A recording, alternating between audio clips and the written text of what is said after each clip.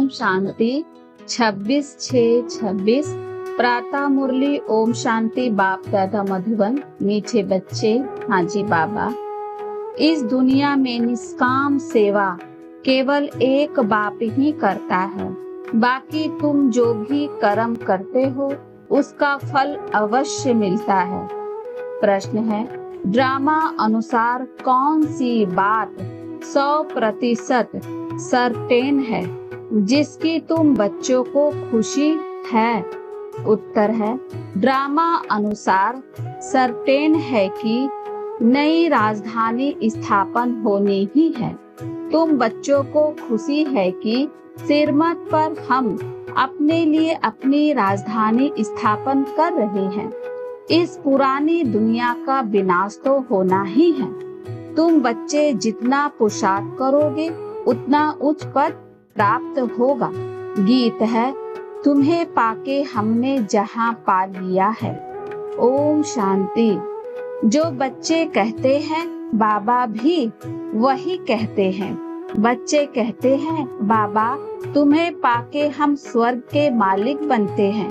बाप भी कहते हैं बच्चे मन मना भवा। बात एक ही हो गई। मनुष्य सब पूछेंगे कि ब्रह्मा कुमार कुमारियों को इस सत्संग में जाकर क्या मिलता है? तो ब्रह्मा कुमार कुमारियां कहते हैं हम बाप दादा से विश्व के मालिक बनते हैं। विश्व का मालिक और कोई बन ना सके। विश्व के मालिक यह लक्ष्मी नारायण ही है। शिव बाबा तो विश्व का मालिक हो नहीं सकता। तुम बच्चे विश्व के मालिक बनते हो। तुम्हारा बाप विश्व का मालिक नहीं बनता। ऐसे निष्काम सेवा करने वाला और कोई होता नहीं। हर एक को अपनी सेवा का फल जरूर मिलता है। भक्ति मार्ग में वे किसी भी प्रकार से जो कोई कुछ भी करते हैं, सोशल वर्कर को भी सेवा का फल जरूर मिलता है। गवर्नमेंट से पगार मिलता है। बाप कहते हैं मैं ही एक निष्काम सेवा करता हूँ जो बच्चे को विश्व का मालिक बनाता हूँ और मैं नहीं बनता हूँ। बच्चों को सुखी करके सुख धाम का मालिक बनाए। 21 जन्मों का सुख दे। मैं अपने निर्माण धाम में वे वानप्रस्थ अवस्था में बैठ जाता हूँ। वानप्रस्थ तो मूल वतन को ही कहेंगे। मनुष्य वानप्रस्थ लेते हैं। बच्चों को सब कुछ दे जाए, सत्संग आदि करते हैं। गुरु करते हैं कि यह मुक्ति का रास्ता बताए। अब तुम बच्चे जान गए हो कि मुक्ति जीवन मुक्ति का रास्ता कोई मनुष्य मात्र कभी किसी को बता नहीं सकते। वे किसी को भी सद्गति दे नहीं सकते। अपने को भी नहीं दे सकते। अपने को दे तो फिर दूसरे को भी दे सके। बाप आते ही है परम धाम से। वह वहाँ का रहने वाला है। तुम बच्चे भी वहाँ के रहने वाले हो। तुमको पाठ बजाना है इस कर्म क्षेत्र पर। बाबा को भी एक बार यहाँ आना है तुम बच्चों के लिए। जबकि स्वर्ग की स्थापना हो रही है तो जरूर नरक का विनाश होना ही है। अभी तुम जान गए हो शिव बाबा ब्रह्मा द्वारा आदि सनातन देवी देवता धर्म की स्थापना कर रहे हैं। तुम जानते हो हम मनुष्य से देवता बन रहे हैं फिर से। तुम बच्चों की बुद्धि में है कि हर 5000 वर्ष हम आकर फिर से ब्रह्मा द्वारा शिव बाबा के बच्चे बनते हैं।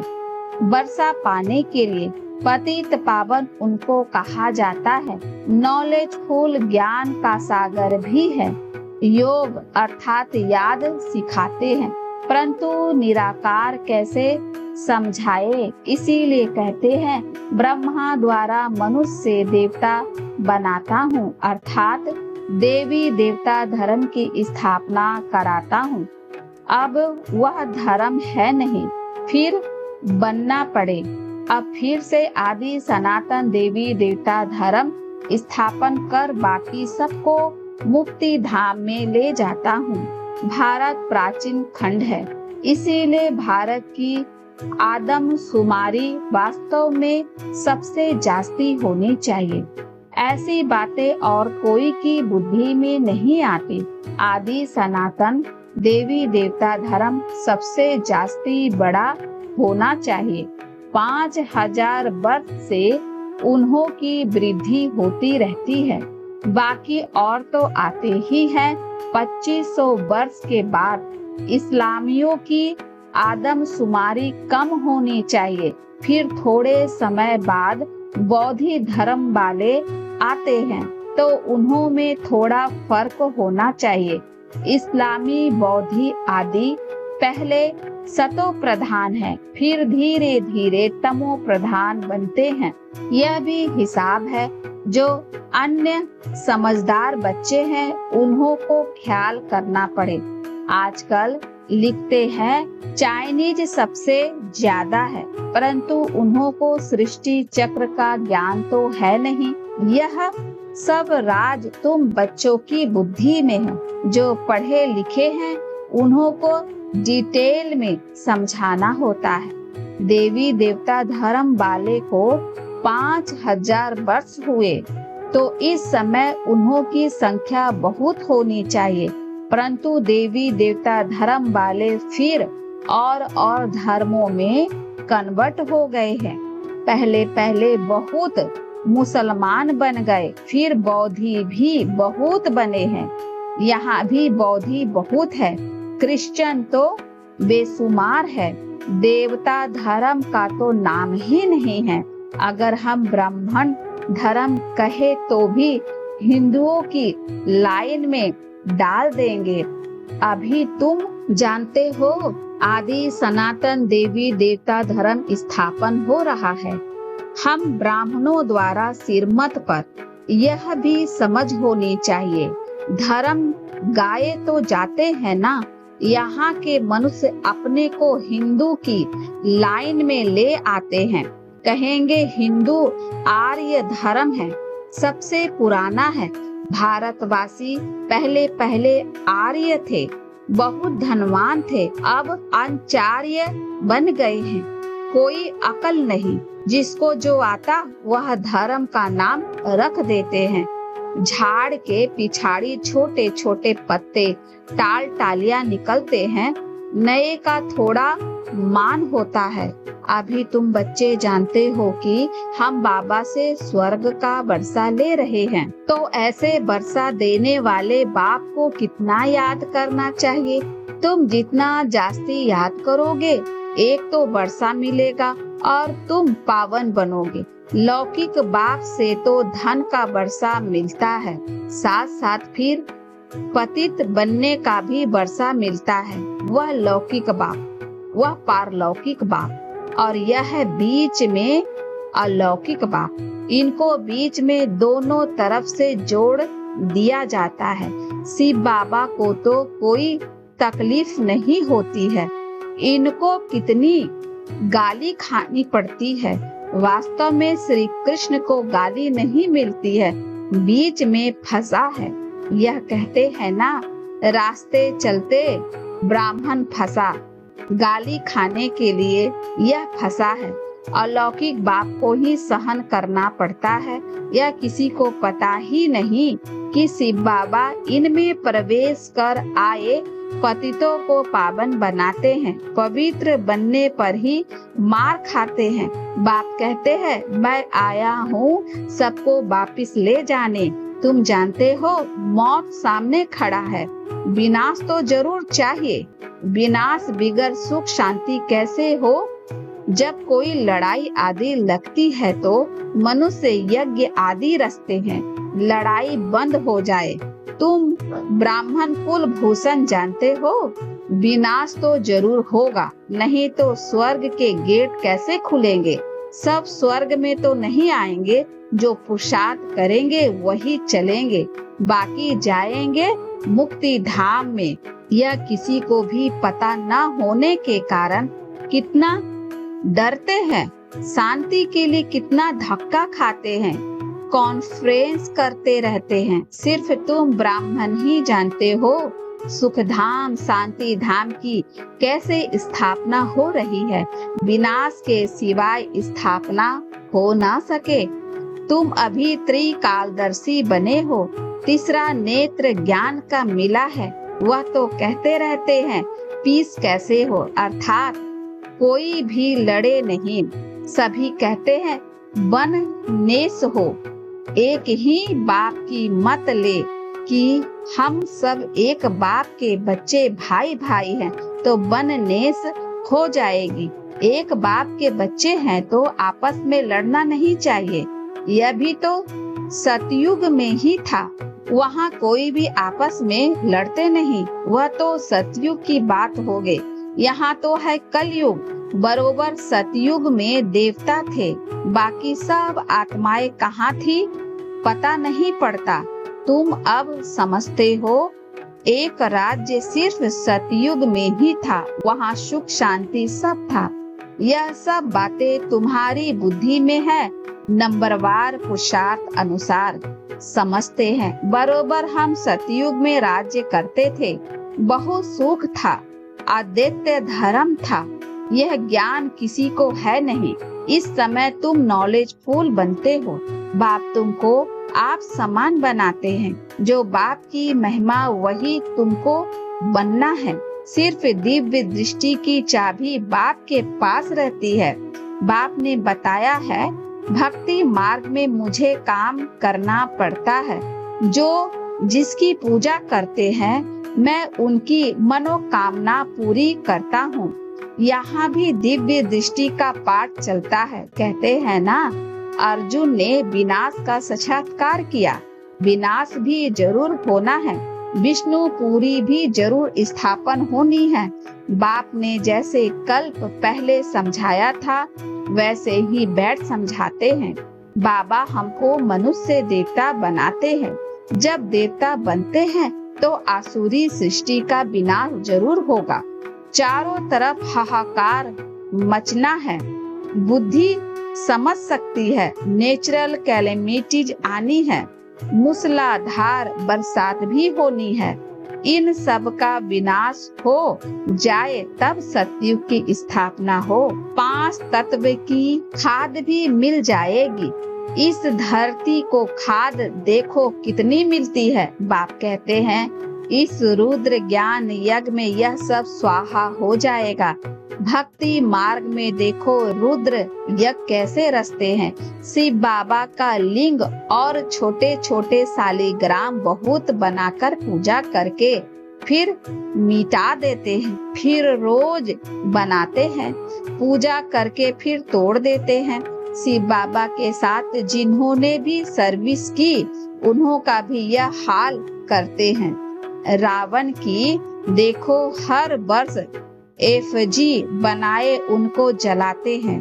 दुश्मन की तो 1-2 बार एफजी बनाए जलाते हैं। ऐसे नहीं कि वर्ष वर्ष जलाने का नियम रखते हैं, एक बार ही गुस्सा निकाल देंगे। रावण को तो हर वर्ष जलाते हैं।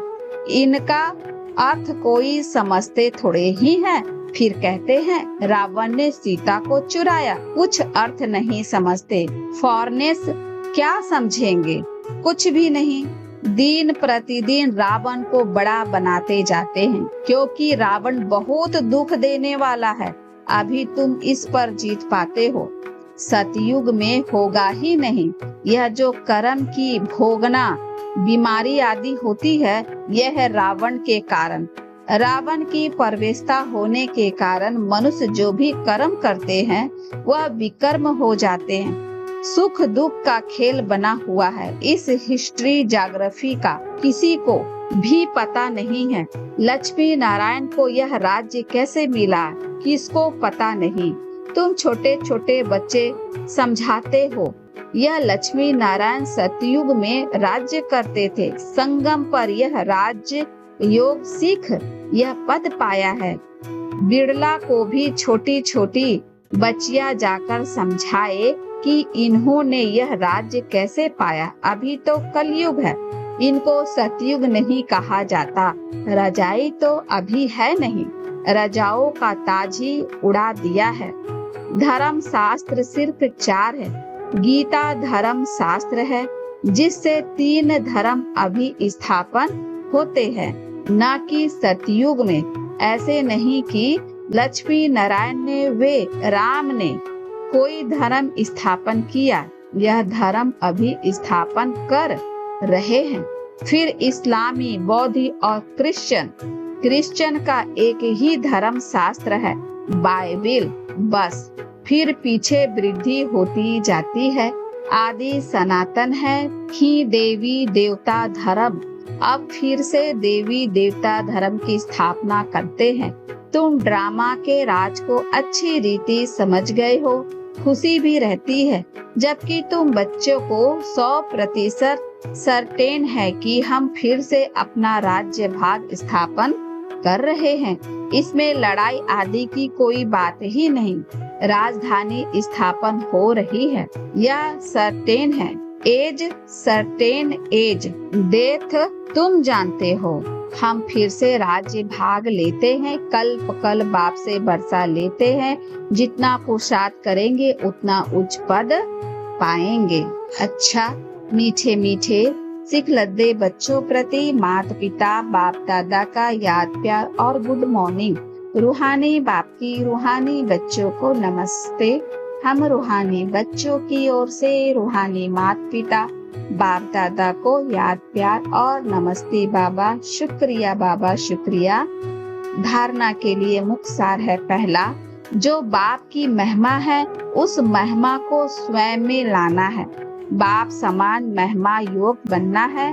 पारलौकिक बाप से पवित्रता का वर्षा लेना है। पवित्र बनने से ही स्वर्ग का वर्षा मिलेगा।